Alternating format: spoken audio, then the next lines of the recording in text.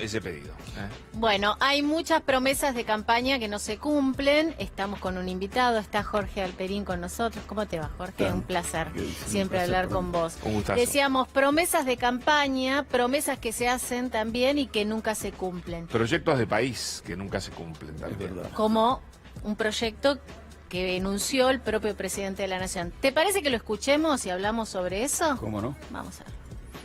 Ayudar a que cada argentino pueda elegir dónde vivir, elegir en qué trabajar y saltar ese desafío de dejar de ser el granero del mundo para ser el supermercado del mundo, de dejar de ser el granero del mundo para ser el supermercado del mundo. Bueno, Bueno, lo primero que uno se pregunta ante el cuadro dramático del hambre en la Argentina, el supermercado del mundo, hay dos preguntas que están muy en el momento. Una de ellas es ¿cómo puede haber hambre en un país que produce alimentos como para 10 veces su población? La otra pregunta es ¿por qué se discute si es cierto o es falso que hay hambre? ¿Por qué la dirigencia, y creo que parte de la sociedad, duda si es cierto este drama del hambre, tarda en reaccionar? La primera pregunta, ¿por qué hay hambre en un país que produce alimentos para 10 veces su población? La explicación está en la pregunta misma. Es decir, un país que exporta, un gran exportador mundial de alimentos, naturalmente desarrolla lobbies poderosos ligados a la exportación de alimentos. Esos lobbies poderosos presionan constantemente sobre los gobiernos para dolarizar el precio de sus productos. Eso es sistemático. Bueno, pero hay una herramienta histórica para eso, las retenciones.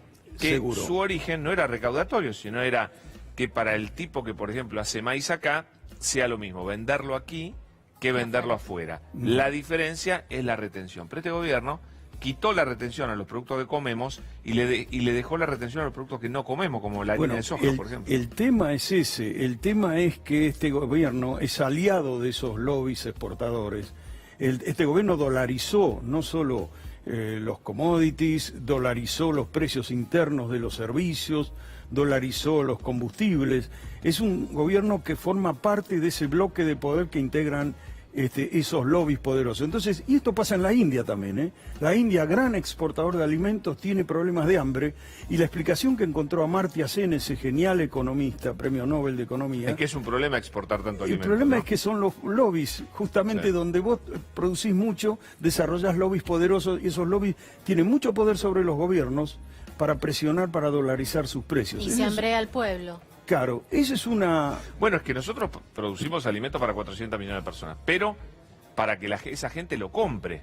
Y al mismo tiempo le sacamos la plata del bolsillo a la gente. Entonces, la gente no puede comprar ese alimento de ninguna manera. Claro. Y lo producimos a un precio de exportación, que la gente acá no lo puede pagar.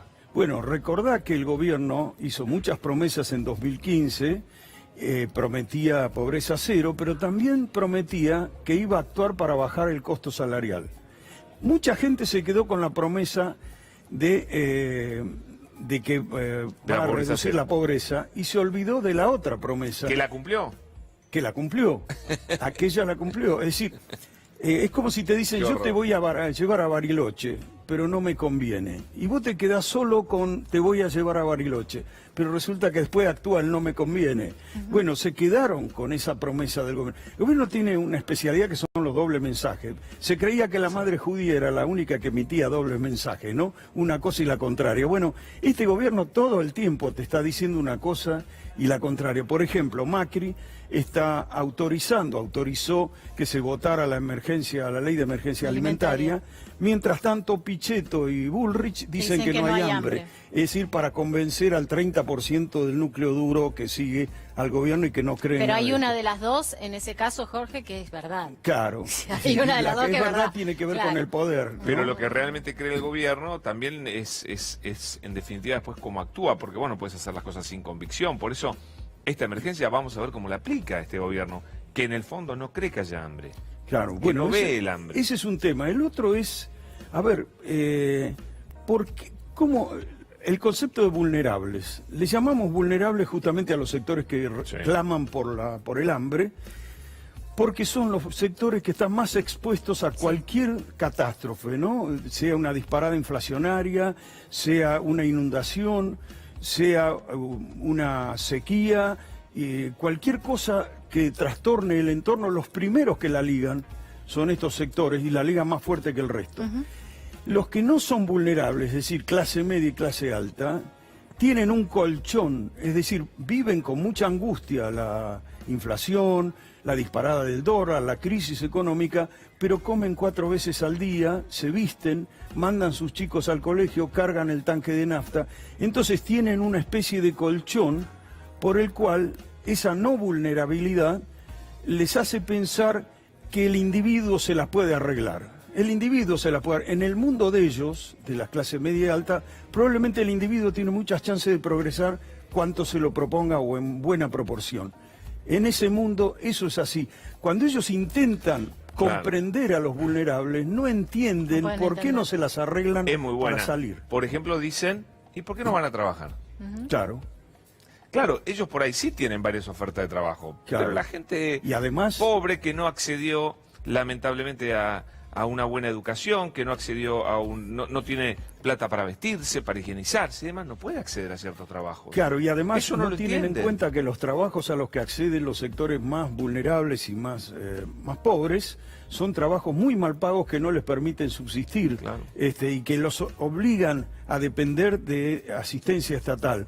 Por otro lado, las dirigencias. Hay un teórico de la democracia, un polaco, que se llama Adam Przeworski, un gran teórico de la democracia, que dice que una de las cosas que nunca resolvieron los sistemas políticos es el hecho de que las dirigencias, los políticos, los funcionarios, viven en un nivel muy lejano al de las mayorías, no perciben las cosas que perciben las mayorías. Cuando anoche Tomás Méndez daba una información en ADN contando los sueldos del equipo del ministro Lacunza, de los asistentes, no del ministro, promedio más de 200.000 pesos. ¿Cuántos sueldos mínimos es eso? ¿Cuántos sueldos de un repositor de supermercado es un sueldo como ese? ¿Cómo los pueden entender? El otro día hizo un gran programa acá, Marcelo Slotoviazda, hablando de desigualdad, ¿no es cierto? Y hablaba un poco de eso. Y también de otra cosa que vos dijiste, que está unida con esto, que quienes apoyan a los gobiernos, financian las campañas, las empresas, las que hacen lobby y demás, son también aquellas personas que están en esa desigualdad y que colaboran con políticas que aumentan la desigualdad. Sin duda. Y que siguen, y que por ende el gobierno toma cada vez más medidas que profundizan la desigualdad. En el fondo, ese es nuestro gran problema, ¿no? Esta desigualdad económica y cultural, Jorge. Ese es el gran problema. No, pero para seguir con eso, digo, la desigualdad tiene un beneficio económico, pero no lo tiene en cuanto a político o electoral en este caso, porque esta desigualdad es la que termina enterrando al gobierno. Claro, pero el gobierno piensa, nosotros ampliamos los planes sociales, aumentamos el número de beneficiarios. ¿Qué nos están reprochando? Lo que le están reprochando es que si vos, aunque amplíes el número de beneficiarios de planes sociales, o sea, el asistencialismo, fabricás millones de pobres, nada te va a alcanzar. Otro tema... Nunca alcanza. Eso es así. Otro tema que afecta mucho la comprensión es el problema que Juan Carr señaló de invisibilidad. Argentina tiene hambre de hace mucho tiempo. Es decir, los pueblos originarios tienen graves problemas de desnutrición desde siempre. Las provincias del norte, que tienen niveles de pobreza del 70%, 80% en algún caso, el hambre no es una novedad en ellas, pero para todo el resto de la pampa húmeda, de la zona de Córdoba, del sur del país, es algo que no lo vivimos y no lo vemos, no está visible. Cuanto menos te aguza la sensibilidad si no está visible. Me parece que son todas cosas que contribuyen a hacer más grave esa desigualdad que producen estas políticas. ¿Vos crees que este gobierno que se ha nutrido de una cierta clase social para sus principales funcionarios ha adolecido de eso, de personas que realmente no conocen la pobreza, no la ven, no la vieron nunca, no trabajaron territorio? No, esto es así, y uno podría pensar, bueno, es un gobierno donde hay mucha gente de la alta burguesía, Bullrich, Peña Brown, Pinedo, etcétera, que realmente desconocen el problema de la pobreza y muchas veces son beneficiarios de él, ¿no? En la medida que tienen a la gente en trabajo informal, con sueldos miserables, con poca protección. Pero no es solo de los sectores de alta alcurnia el problema. Recuerden a Ernesto Sanz, hablando de lo que él cree que hacen los pobres con la asignación universal por hijo, que se va por la cloaca de la droga y el juego. Es un hombre de clase media, es un radical, o sea, un referente de uno de los grandes partidos de mayorías que piensa lo mismo que Patricia Bullrich.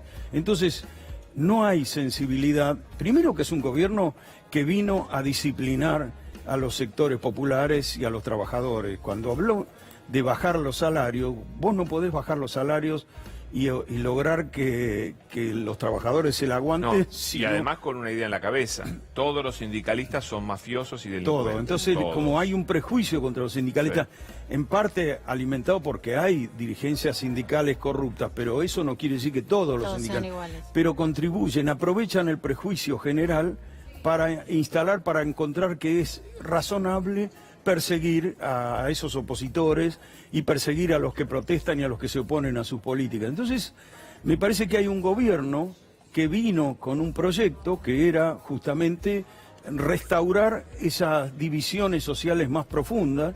Creo que mucha gente lo votó para eso. Mucha gente sintió que el peronismo iguala y molesta y enoja. Enoja porque iguala, porque resulta que se compran zapatillas de marca, o salen de vacaciones, o se compran lo han dicho ellos mismos, se compran un televisor pantalla plana, como la gente de clase media. Molesta. Este gobierno vino a restaurar una suerte de orden estratificado, conservador, con diferencias sociales muy diversas. Entonces, muchas personas, como señalaba alguien, dicen, bueno, yo estoy un poco peor, pero los negros, eso, la están pasando mal de verdad. Creo que hay un componente de odio también en todo esto que no hay que descartar, ¿no? Jorge, siempre es un lujo tenerte acá, ¿eh? Muy Gracias.